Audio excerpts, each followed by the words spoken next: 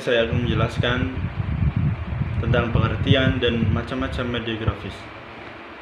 Pengertian media grafis adalah media visual yang menyajikan fakta, ide, atau gagasan melalui penyajian kata-kata, kalimat, angka-angka, dan simbol atau gambar.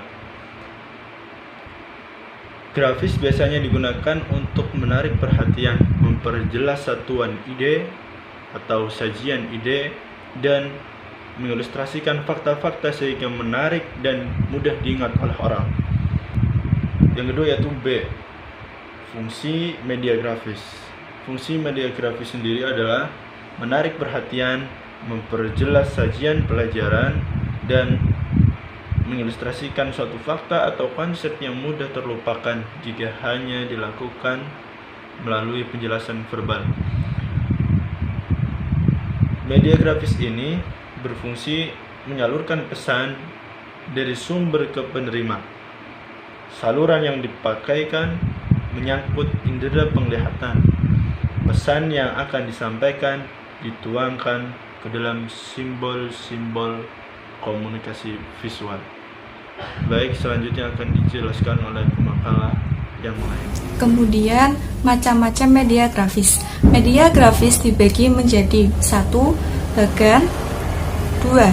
Grafik, 3. Poster, 4. Kartun, 5. Komik, dan yang 6. Foto atau gambar. Yang pertama, pengertian bagan. Bagan adalah kombinasi antara media visual, media grafis gambar, dan foto yang dirancang untuk memvisualisasikan secara logis dan teratur mengenai fakta pokok dan gagasan. Bagan dibagi menjadi beberapa jenis, yaitu bagan pohon, bagan organisasi, bagan arus, dan bagan garis waktu. Kemudian yang kedua, grafik. Grafik adalah suatu media yang memvisualisasikan data-data dalam bentuk angka. Grafik dibagi menjadi beberapa jenis, yaitu grafik garis, grafik batang, grafik lingkaran, dan grafik bergambar.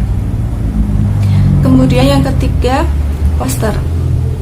Poster adalah kombinasi visual dari rancangan yang kuat dengan warna dan pesan yang bermaksud untuk menangkap perhatian orang yang lewat, dan di dalamnya menanamkan gagasan yang berarti dalam pengertiannya. Kemudian yang keempat, kartun. Kartun menggambarkan suatu bentuk lukisan atau karikatur tentang orang dan gagasan atau situasi yang didesain untuk mempengaruhi opini masyarakat. Kemudian 5, komik.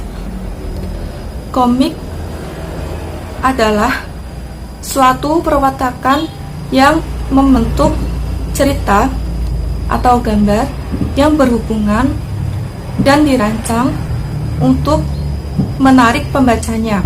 Dan terakhir, foto atau gambar. Foto atau gambar merupakan media yang paling umum dipakai karena terdapat di mana-mana. Foto ini merupakan alat visual efektif karena sesuatu yang akan kita pelajari dapat divisualisasikan dengan lebih konkret dan realistis. Kelebihan media ini yaitu sifatnya konkret, lebih realistik dibandingkan dengan media verbal, dan dapat memperjelas suatu masalah dalam bidang apa saja, baik untuk usia muda maupun usia tua. Sekian dari saya, kemudian akan dilanjutkan oleh pemateri selanjutnya. Materi yang selanjutnya yaitu tentang keunggulan dan kelemahan dari media grafis. Yang pertama, tentang keunggulan dari media grafis. Keunggulan yang pertama yaitu media grafis dapat mempermudah dan mempercepat pemahaman siswa. Keunggulan yang kedua yaitu dilengkapi dengan gambar yang menarik yang tentunya lebih menarik perhatian siswa. Keunggulan yang ketiga yaitu pembuatannya cukup mudah dan harganya juga cukup terjangkau. Keunggulan yang keempat, dapat menerjemahkan ide-ide yang abstrak ke dalam bentuk yang lebih realistik. Dan keunggulan yang kelima yaitu media grafis cukup menghemat waktu dan juga sangat mudah digunakan. Adapun kelemahan dari media grafis, yang pertama yaitu dalam pembuatan media grafis tentunya diperlukan keterampilan khusus untuk membuatnya. Jadi tidak semua orang bisa membuatnya. Kelemahan yang kedua yaitu penyajian pesan hanya berupa unsur visual saja. Kelemahan yang ketiga yaitu tanggapan dari satu gambar itu bisa berbeda-beda dari satu orang dengan yang lainnya. Dan kelemahan yang keempat yaitu sulit dipahami oleh siswa di tingkat pendidikan usia dini. Di sini saya akan sedikit menjelaskan materi mengenai contoh media grafis yang mampu meningkatkan kualitas proses pembelajaran dan pemanfaatannya. Pertama ada media visual diam. Media grafis termasuk media visual diam. Sebagaimana halnya dengan media lain, media grafis mempunyai fungsi untuk menyalurkan pesan atau informasi dari guru kepada peserta didiknya. Media cetak dan grafis di dalam proses belajar mengajar itu sering digunakan. Yang kedua ada media display. Media display adalah media yang dalam penyampaian informasi atau pesan itu dibuat secara semenarik mungkin dan komunikatif sehingga mudah dimengerti. Yang ketiga ada media audio. Secara umum, media audio memiliki karakteristik seperti pesan dapat direkam dan diputar kembali sesukanya, dapat mengembangkan daya imajinasi, dan dapat mengatasi masalah kekurangan guru. Yang keempat ada media audiovisual. Media video merupakan salah satu media audiovisual selain film yang banyak dikembangkan untuk keperluan pembelajaran. Kemudian media komputer. Media komputer mampu menampilkan teks, gerak, dan gambar.